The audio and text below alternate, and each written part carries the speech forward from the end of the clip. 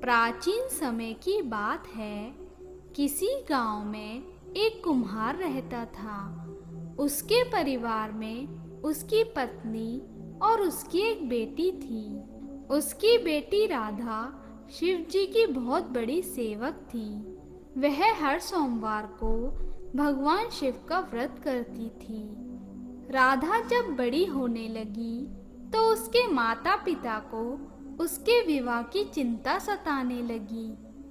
एक दिन राधा मिट्टी के बर्तन बनाने के लिए मिट्टी लेने गई।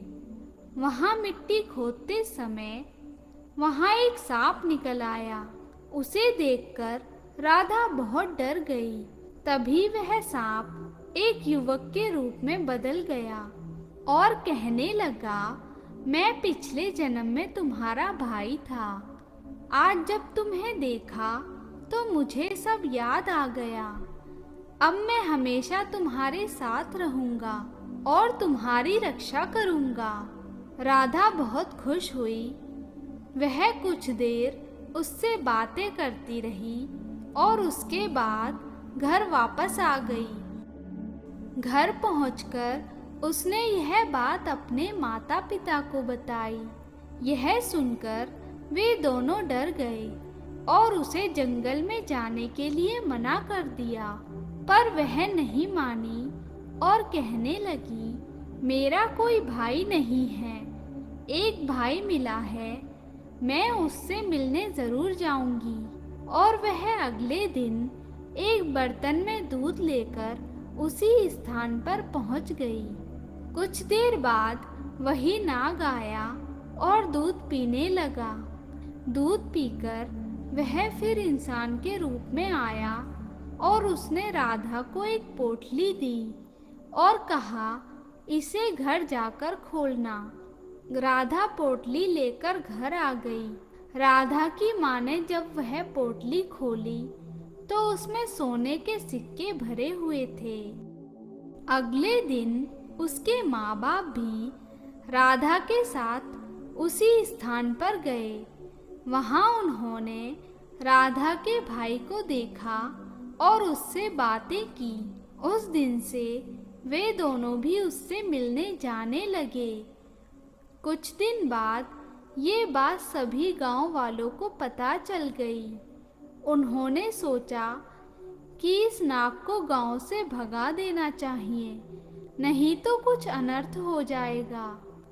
इसीलिए सब लोग इकट्ठा होकर राधा के पिता के पास पहुँचे और उन्हें उस नाग को भगाने के लिए कहा। राधा और उसके परिवार ने उनसे काफ़ी विनती की कि वह किसी को नुकसान नहीं पहुंचाएगा, पर वे लोग नहीं माने। तब राधा के माता पिता ने उस नाग से विनती की कि वह यहाँ से चला जाए। इस पर नाग ने कहा, ठीक है, मैं चला जाता हूँ। तब राधा बोली, भाई अब हम कैसे मिल पाएंगे? तब नाग ने कहा, मेरे यहाँ रहने से तो नहीं, पर मेरे जाने से जरूर इस गांव पर विपदा आएगी। यदि ऐसा हो तो नाग पंचमी के दिन इसी स्थान पर एक कटोरे में दूध रखकर मन से मुझे याद करना, मैं आ जाऊंगा। यह कहकर वह नाग वहां से चला गया।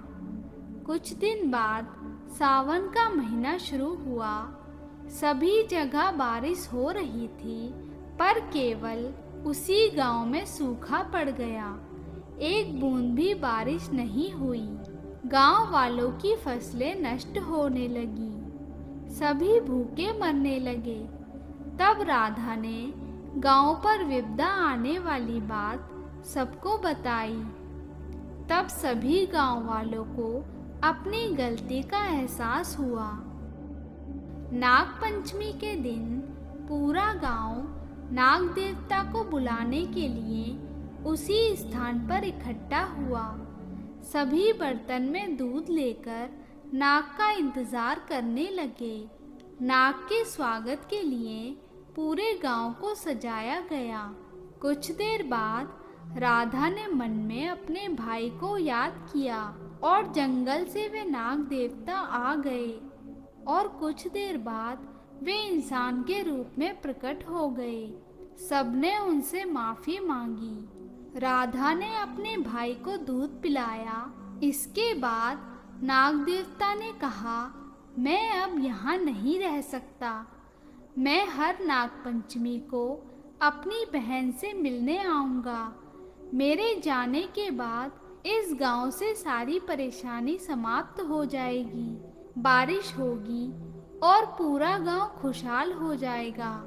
हे नाग देवता, नागपंचमी पर पूजा करने वाले अपने सभी भक्तों पर इसी प्रकार कृपा बनाए रखना। मित्रों,